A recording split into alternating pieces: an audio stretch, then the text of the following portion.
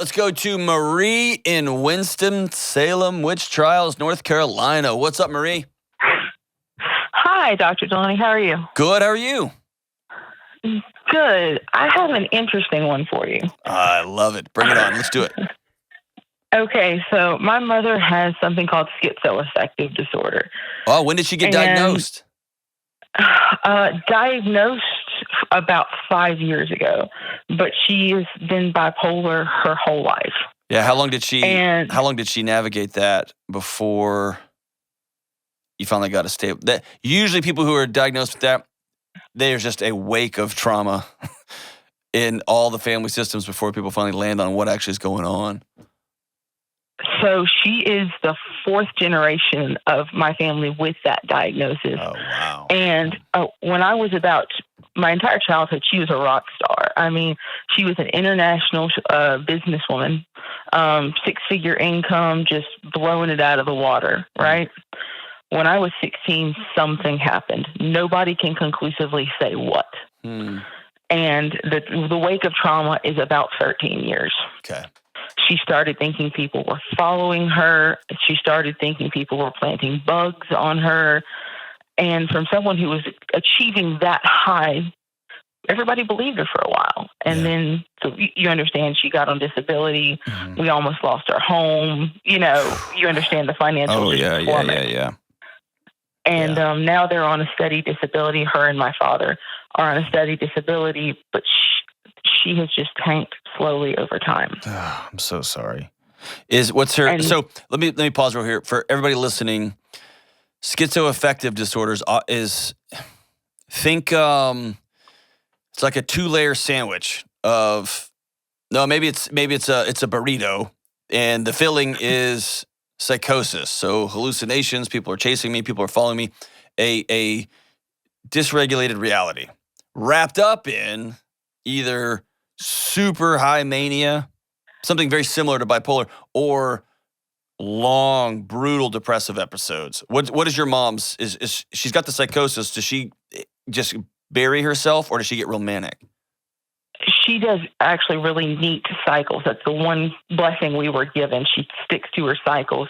Okay. Winter and summer are down, fall and spring are up. Great. Okay, so there's some sort of predictive nature to it.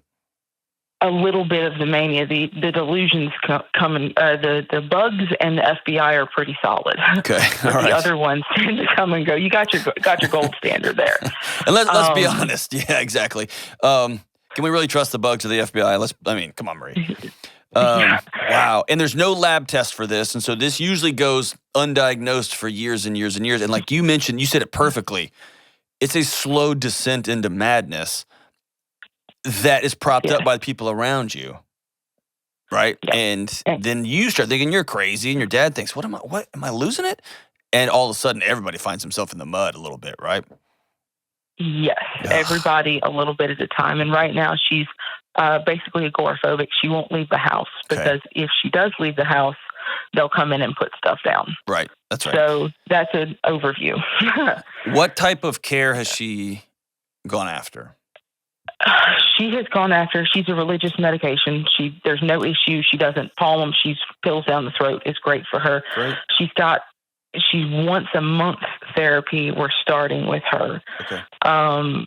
She's been institutionalized several times when things get real bad. Has she ever been acutely suicidal? Suicide, no. She's afraid of death. But she has had episodes where she has thought they were there and she went and got a gun because she wasn't going to let them take her alive. Gotcha. Okay. So it's less internal oriented violence, but external. Okay. Yeah. Yeah. And this has been going on. I'm 29. This has been going on since I was 16. Oh, man. And I love my mother just as much now as I did when I was 16. Sure. Let's make that clear. Everyone wants me to accept that mom is just going to be this way. And I have a hard time with that. Yeah. And I don't know what to do with the tension I see because my father, they've been married 36 years. He doesn't work. He's her full-time caretaker. Okay. And it hurts me when there's tension in their marriage. Sure. Like when I walk in and because, people with that disorder can get aggressive, like dementia. Mm-hmm. And when they pop back and forth between the two of them, it kills me because it wasn't like that growing up. They were really, really good, And then the last one that's the kicker is there's been one kind of strong bipolar each generation that has kind of progressed over into this. And I got the lucky gene. And congratulations, Marie. You're the winner.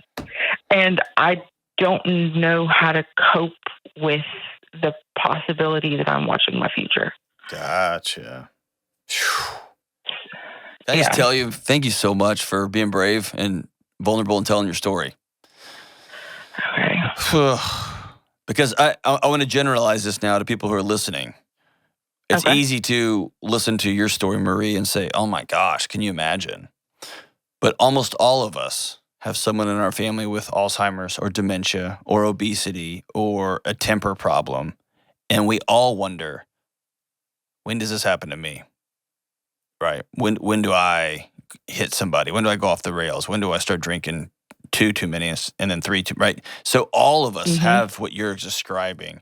Yours is just very acute and very unknown and very, very scary, right?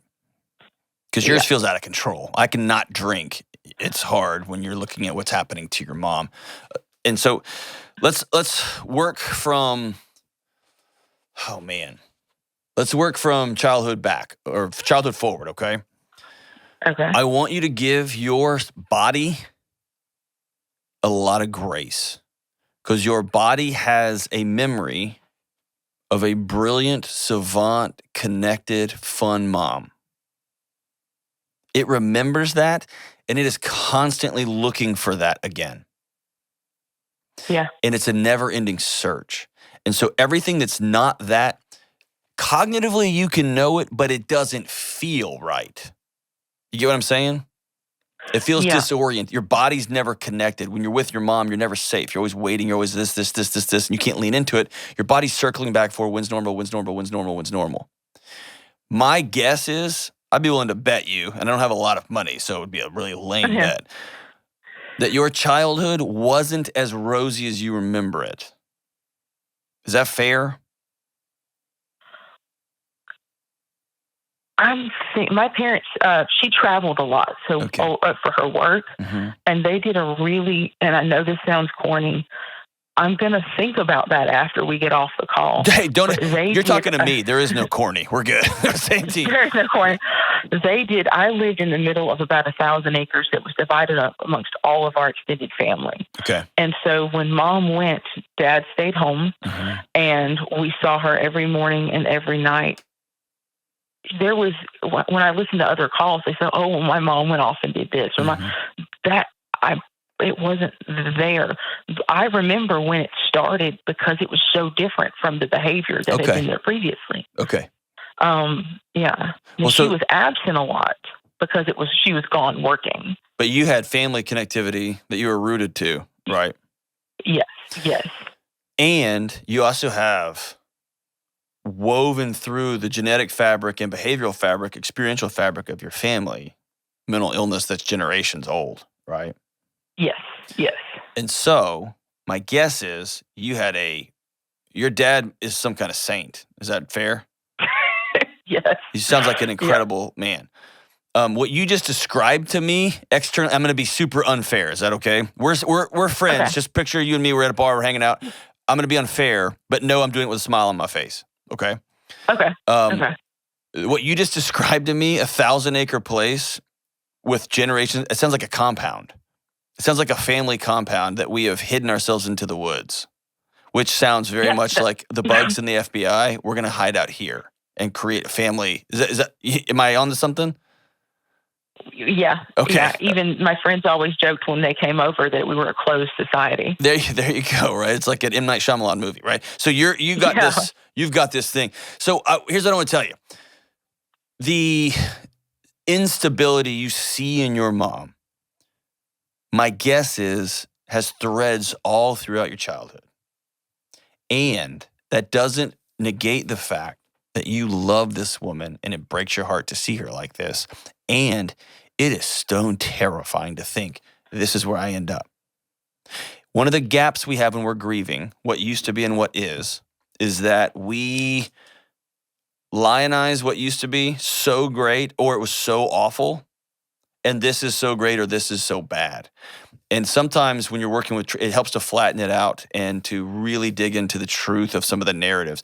It doesn't make it any better that your mom's struggling like it is, but it makes you feel less bonkers, and it lets your body not be so reactive. Like, oh, this is how this is manifesting this now, but we were on a trajectory here.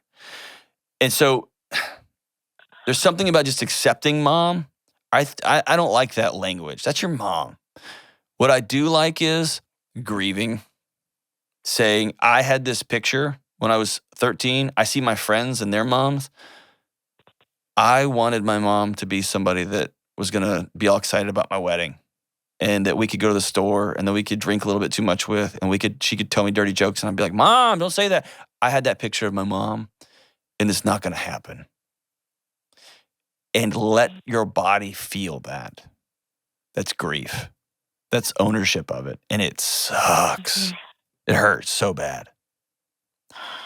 And when you can do that over a period of time, this isn't a one-shot thing. This is a way of being, a acknowledgement and internalization. Then it's not about accepting just the way mom is. I accept that the economy crashes. I can't do anything about it. I don't know. I didn't do anything. It just crashed. I accept that Facebook tracks everybody, so I don't use Facebook, right? So I accept things. I don't want to do that with my mom. I want to love my mom, but I can only truly plug into my mom when I am truly honest and have owned the stories, owned the reality. And that's hard, but it's necessary. Some quick ways you can own that story is to write your mom a series of letters about what it was like to watch her slowly get more and more scared. A way you can own that is to be with your sisters or your brothers, and y'all talk about it too. Y'all are open with each other, and y'all talk about it.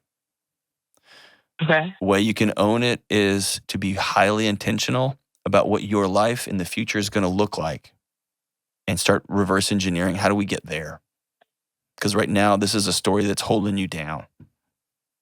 And that leads me to this. One of the demons of this, so you've heard the phrase like bipolar, schizophrenia. There is a strong genetic component, but I love the way Brene Brown says it. Genetics loads the gun and environment pulls the trigger.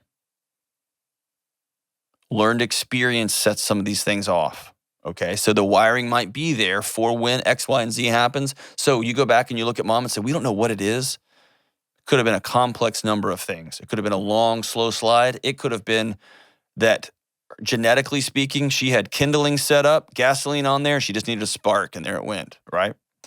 And what you're going to do is start now. Working with a counselor closely, getting a crew of people, and begin setting up different experiences that are different than the ones that are generational. Do you still live on the compound? I do not. Okay. And do you have friends and community that are outside of that gang? Yes. Do you find yourself leaning into conspiracy theories and looking over your shoulders, or are you free from that? Only when I get manic do I get paranoid, but past there, no. I moved out of state. I bought a house out of state. Okay. I left the whole scenario. Genetics, some genetics are. This genetic is not a predetermination. This is not a period at the end of your sentence. Okay. Is it a possibility? Okay. Yep. I'm never going to lie to you. It is. It is. Does it have to happen? Is it inevitable? Absolutely not. What I'll tell you is, if you live a life without hope and you live a life of isolation and running, my guess is, I have no data to back this up, okay? So this is me spitballing. Okay. Okay. The inflammatory processes in your body, the fear mechanisms in your body will participate in the switching on of genetic predispositions to protect you from what's coming. And so if I'm you, I'm going to partner with a counselor, probably maybe even a psychiatrist at this point, prophylactically, and say, what do I need to start doing now? Thoughts I need to have, behaviors I need to have, actions I need to take, community members I need to be around. What can I start doing now And it might be exercise and meditation and partridge in a pear tree, all the stuff. What can I start doing now so that when I feel the leanings this way, I know, okay, here we go. And I've got this bedrock of behaviors that I already lean towards. I've got this bedrock of thoughts. I've got this community that I can lean on when things get, here we go, right? When it starts spinning. And when you're heading down a manic road, right? Yeah, you can feel it. Generally, I start getting angry. And I'm like, why does this, why? Because, you can go up and then you get up. Everyone thinks it's fun, but it can actually go at an angle where you're hyper angry at other people. Oh, raged out. And you also, it also is like, here we go, right? Because you're going to get more done than anybody, right? So it's both, it's both. It's the worst. Yeah. Listen, you've got hope. And if you get anything out of this call, it's grieve your mom and never let that light go out.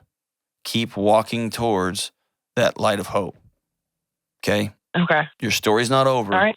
Your story's not over. Your story's not over. Hang on the line. I'm gonna give you a copy too of Own Your Past, Change Your Future. It's exactly what I'm talking about here. It's a brand new book. It's I want you to read it. I want you to work through it. And then I want you to give me a call back. Okay? Thank you for loving your mom. Thank you for doing the hard work coming up of grieving. This is who she was and this is who she is. And I love her for who she is. I gotta have boundaries. I gotta be safe and all that stuff. And my future's not over yet.